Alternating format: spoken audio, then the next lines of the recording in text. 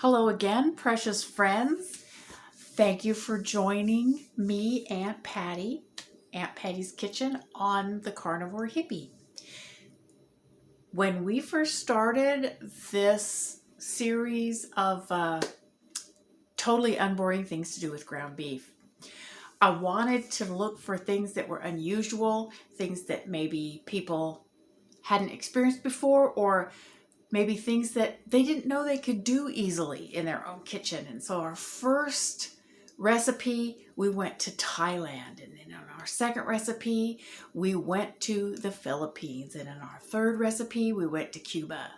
And I have my belly dancer earrings on because today we're going to Turkey.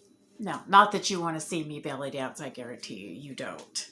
But today's dish is what I call a kofte bowl. And a kofte, or a kofte kebab, is a Middle Eastern dish made of ground meat, usually lamb or beef, that's spiced up with delicious fragrant spices, and it's usually rolled into a meatball or packed on a stick. It's just like a long cigar-shaped thing packed on a stick that they roast over coals as a kebab. So what we're going to do today is we are going to have a delicious bowl full of our good old ground beef with all the delicious flavors of a kebab and like 1/10 of the work. This is another one of those ones that I'm serious. If you've once you've got all your herbs chopped and your spices measured out, it's literally 15 minutes to dinner time. So if you invest, this is again one of those things where I talk about invest a little time at the beginning of the week to create convenience for yourself in the middle of the week. So this is an excellent midweek dinner. So let's get started. I'm gonna move our camera. For hardware, you're just going to need our regular 10-inch skillet. This has already had some meat cooked in it because my pre-cooked sheet pan beef, my husband ate it all up, but that's okay. That's what he was supposed to do. So I just made some fresh. You can use your pre-cooked sheet pan beef. And I'm going to need a knife and a bowl for your tzatziki, which we're going to make, and your various and sundry spices, which we'll go over, and a spoon to stir it and to serve it all up with. Another one of those ones that's very simple. So right here we have a half a cup of Greek yogurt. This is actually half Greek yogurt and half sour cream. You can use Greek yogurt, full fat, please, or you can use sour cream, or you can use even creme fraiche, or you can use any combination of any of them. This is half a cup, and this recipe, by the way, makes 2 servings. So this is half a cup, and we're going to have some lime juice with some of the lime zest inside of it. Whenever I'm using citrus, I always try to get some of the citrus zest off the outside of the fresh citrus that I'm using, because I just think it brings the characteristics of whatever citrus I'm using just really to the forefront. It adds a lot to the finished flavor of the dish. Some green onion, a couple of bulbs of green. This is a tablespoon. This is like 2 bulbs of scallion, only the white parts or the lower parts. You may notice that I use a lot of green onions in my cooking, and that's because they provide a very bright onion flavor, a very pronounced onion flavor with much less of a carbohydrate load than bulb onions do. So that's just 2 like scallion bulbs minced up. And we have some mint. I love the smell of this stuff. Anyway, you may not be familiar with this. I find there's a lot of, especially Americans, who aren't terribly familiar with this if they don't have, if they're not from a culture that uses it much. A lot of Southerners from where I come from, they're only used to using it in mixed drinks. But this is really important. We use some in the Thai food. This is really important in Middle Eastern food. It just adds a really unique flavor that you just can't get any other way. If It's hard for you to find. Most supermarkets have it nowadays. It either comes in tied up in a bundle like parsley, or comes in these little plastic clamshells. I really, really recommend, if you're going to be doing this kind of food, that you get used to handling it. But if you just don't want to bother, you can use dried mint, or you can just leave it out. But I highly recommend it. But since a lot of people probably aren't familiar with it, I'm going to show you how I deal with it, chopping it up. You don't want big chunks of it because it's kind of unpleasant to bite into a great big chunk of it, kind of like pepper or ginger or other things like that add great flavor to food, but you don't want to bite into a big hunk of it. Same thing with mint. So we're going to need a tablespoon of minced, and that's usually 5 or 6 big leaves. I don't have that many big leaves, so I'm just going to use as many big leaves as I have and a couple of little ones. So you don't want to use the big fat stems. You just use the leaves. And you pull them off and you stack them up like this. And I'm going to get another little one here. And this couple of little ones right here. Right? Just stack them up flat like this.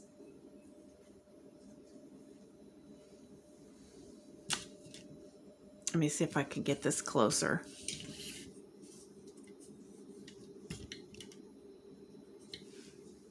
They're stacked up in a little stack. Hope you can see this. And I'm just going to roll them up lengthwise. My hands are kind of in the way. But just roll them up lengthwise like this until it looks like, well, it looks like a little green joint.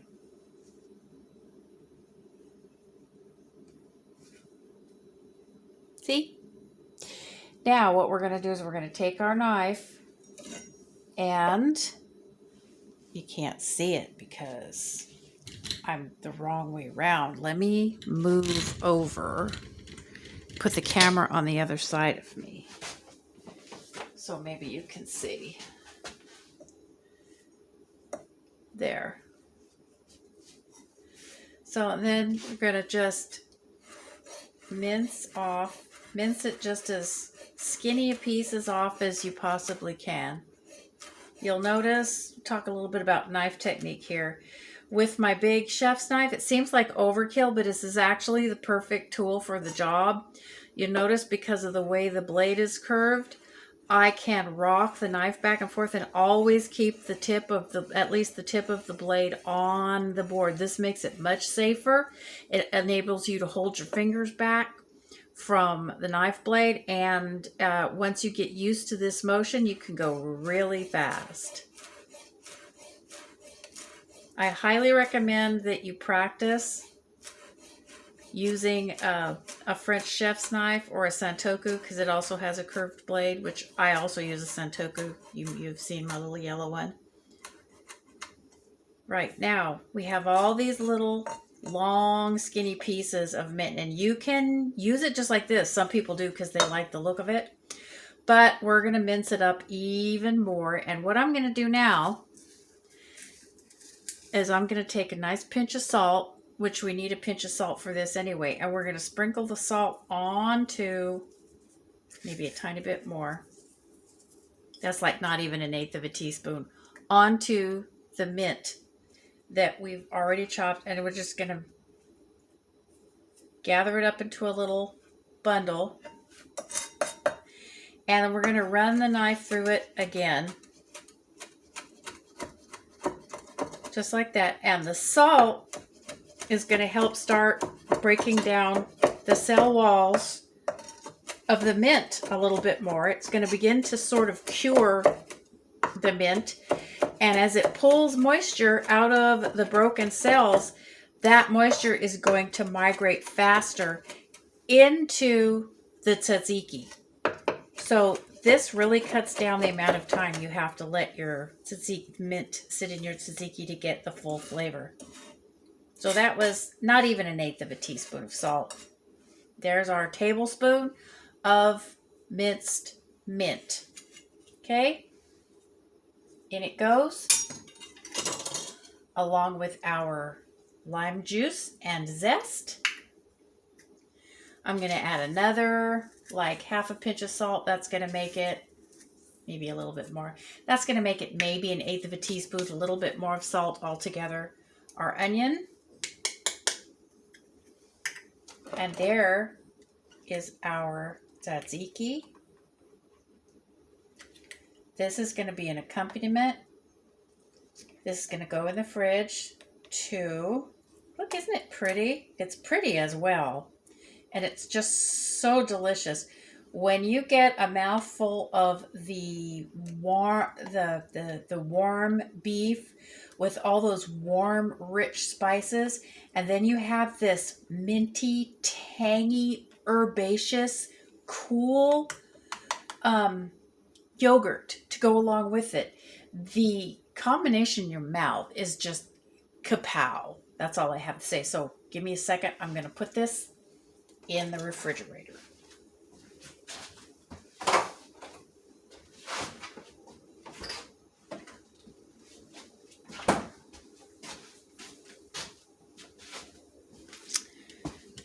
Now we're going to go back over here. Now, ordinarily, you would want to let the tzatziki sit in the refrigerator for 1/2 hour at least for the flavors to develop. It's not going to be in there for 1/2 hour because this video isn't going to take 1/2 hour. Once we get started, actually, I'm going to heat my pan up while I'm gabbing at you.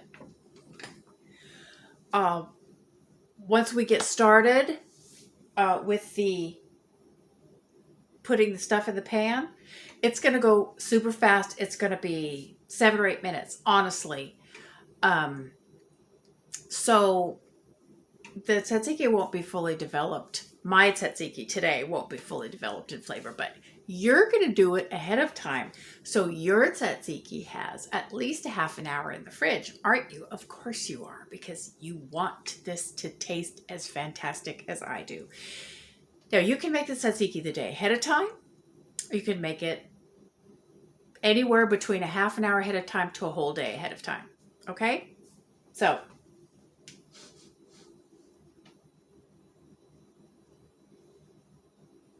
we're going to let this heat up.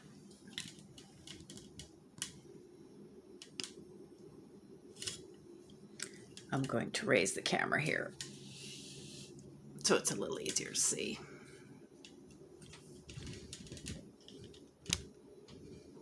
Come on, camera. Now, here we're going to talk about the rest of our ingredients while this heats up. Here we have our ground beef, of course, our pre-cooked ground beef, and we are going to put a couple of tablespoons of fat in our pan. Let it heat up and get happy. This is beef fat. You can use whatever kind of fat you want. I'm just using the fat that we got off of the sheet pan ground beef we made. And here is our spices. Onions we'll have in a minute. Salt we already talked about. This is a tablespoon of cumin powder. This is a 1/2 teaspoon or a 1/4 teaspoon of ground coriander seeds. This is a 1/2 teaspoon of sweet paprika with a little tiny bit of cayenne pepper in it. You use as much cayenne pepper as you want to, or you can use red pepper flakes. But be careful with the cayenne. It's really spicy. So this is like a big pinch of cayenne with like, you know, 1/4 teaspoon of smoked paprika on top of it. Here we have 1/4 teaspoon of cinnamon. 1/4 teaspoon of allspice, or you can use clove, but keep in mind cloves are a little bit stronger. And we have here 1/2 teaspoon of oregano flakes, or dried oregano. Okay? And we have over here my pepper grinder, which has, you know, about 1/4 teaspoon of peppercorns in it, because I always like to use freshly ground black pepper. Now, our fat is gotten a little bit overheated. We don't want it to be too hot. It shouldn't be smoking, so we're going to let it cool down a little bit.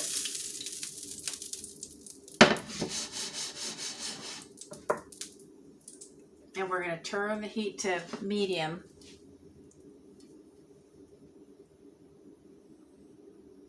Let that cool down a little bit. And what we're going to do is we are going to pour all of our spices just right into our fat, except for the oregano and the onions, but all of our powdered spices.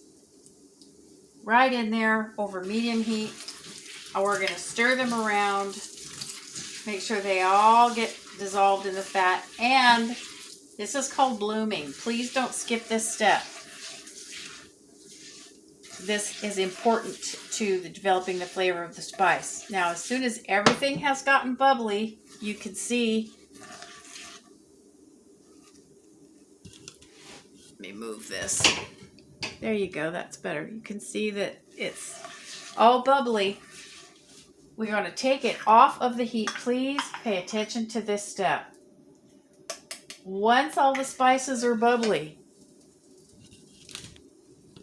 we're taking it off of the heat and putting in the onions and stirring it around. You can hear the sizzle.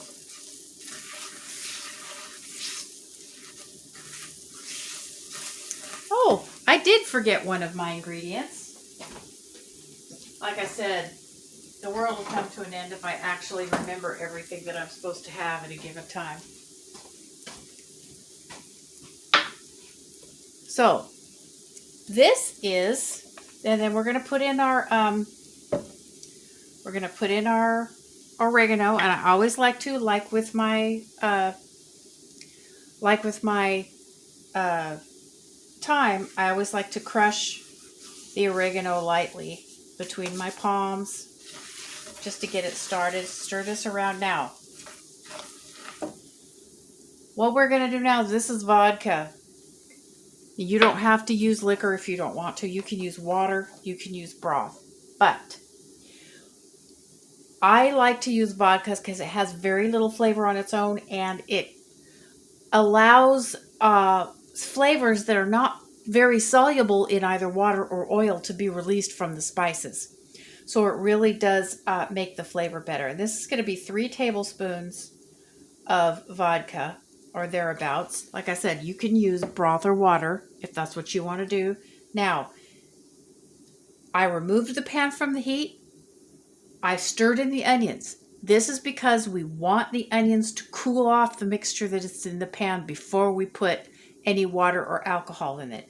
There we go, you can hear the light sizzle. If you put the alcohol in the pan while it is over the heat, it can be potentially very dangerous. If the pan is too hot, when you put the liquid in, you have the danger of having an explosion. The expansion of the steam can cause the hot fat in the pan to vaporize, and not only will it go everywhere and make a mess in your kitchen, it could reasonably burn you. And if you got that in your eyes, hot oil, hot steam, and hot spice vapor in your eyes, you would probably wind up in the emergency room. So please follow those steps. Off the heat, stir in the onions, and then the liquid, and you'll be safe. Our stove is set to medium heat, and we've got this all stirred in. And here we go. It's time for meat. I'm going to turn the heat up a little bit so we can get it going. And here goes our meat. And believe it or not, folks, we are almost done. I told you this is blazingly fast. Now we want this to get hot enough 2. We want the meat to reheat. We want enough liquid in here so that enough steam can come through to reheat your meat. And we want this to sizzle a little bit so the water evaporates. And we want the meat to become nicely coated with all the spice mixture. Okay. So we want the meat to be moist. Oh, I have it. Excuse me. I still kind of suck at this, but we want the meat to be moist. But no water, no liquid should be puddled in the pan. A little bit of fat pooling is okay.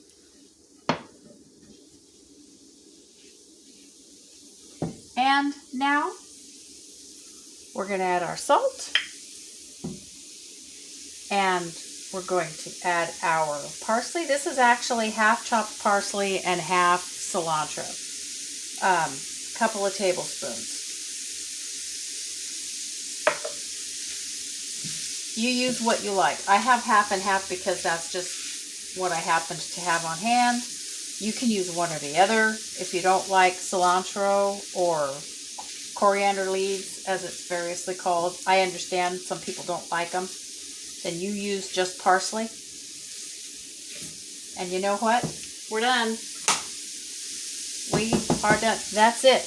I told you. It's super fast. This is technically 2 servings, but for a big person, it's 1.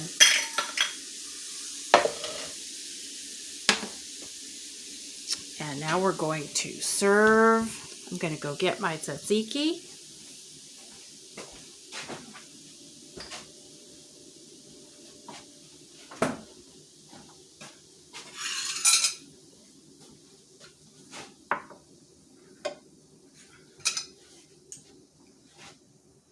Serve.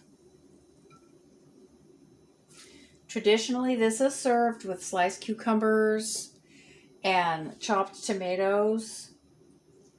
But so if you want to do that, again, this is a wonderful dish that you can serve to a group that's may have some non-carnivores in it. You can serve it with rice.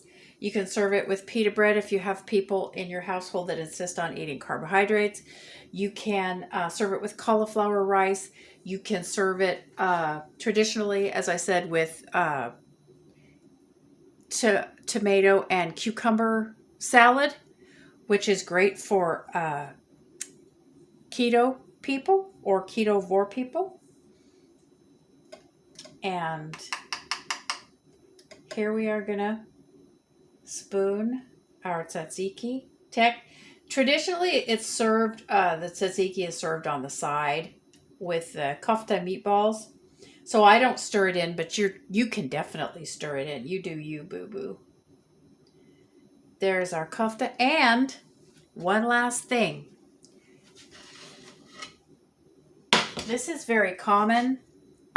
I understand some people would not want to do this because it is a seed. But it's delicious, and I'm going to do it. Where is it? There it is. This is tahini. Those of you who are familiar, it is ground sesame seed paste. And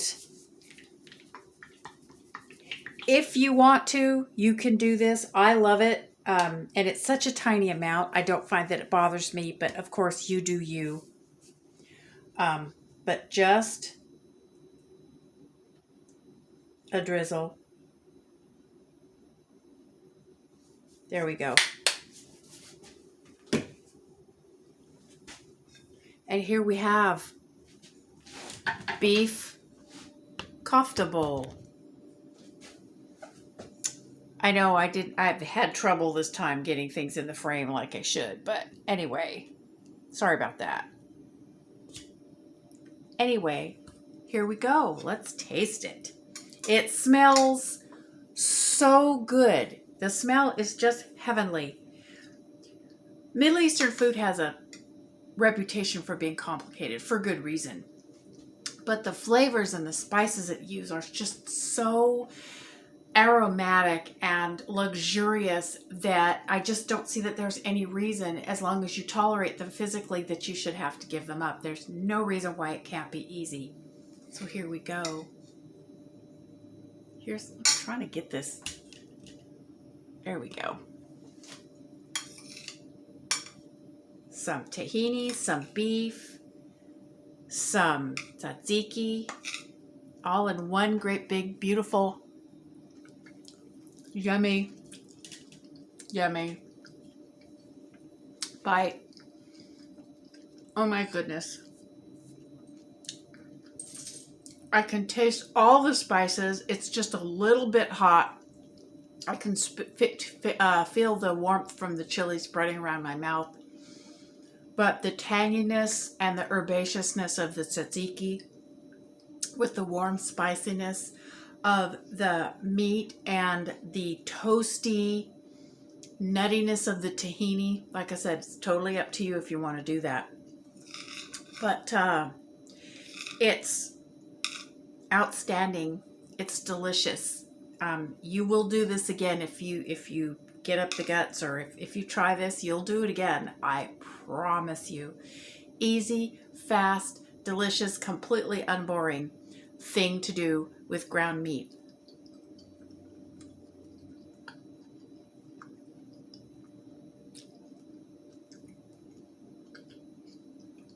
And the mint just caps it all off with a beautiful mentholy fragrance that goes up into your nose and just, oh, I just can't it's hard to describe. But if you like Middle Eastern food, please give this a shot. You will not be disappointed. And you can make this with any kind of ground meat. You can make it with ground lamb, which is very traditional. You can make it with ground chicken or ground turkey. You can even make it with ground pork, which is obviously not going to be traditional, being that it's Middle Eastern. But you could certainly do it. So please,